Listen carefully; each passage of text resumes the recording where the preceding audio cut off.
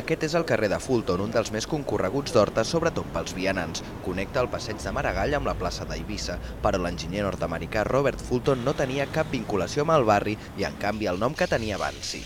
És un carrer que ja antigament portava el nom d'una dona, la senyora Dolça, que era l'esposa del Pere Pau, del propietari de tots aquests terrenys. A més, des de la vocalia de Patrimoni i Cultura de l'Associació de Veïns d'Horta han fet un recompte dels carrers amb nom de dona a l'entorn del centre del barri. D'un total de 82, només n'hi ha 4 amb noms femenins. Seria bo a Horta que si posés el nom en un carrer que portés el nom genèric del carrer de la dona. Màxim que ja antigament hi havia un passatge que tothom el coneixia com el carrer de la dona, que avui és les Galeries d'Horta. Consideren que l'afectació del canvi de nom del carrer de Fulton pel carrer de la dona seria mínima. Només té 24 números i la majoria són cases baixes. La proposta ja és a mans de la ponència del nomenclàtor. Si considera que és viable, l'haurà d'aprovar després el districte d'Horta-Guinardó.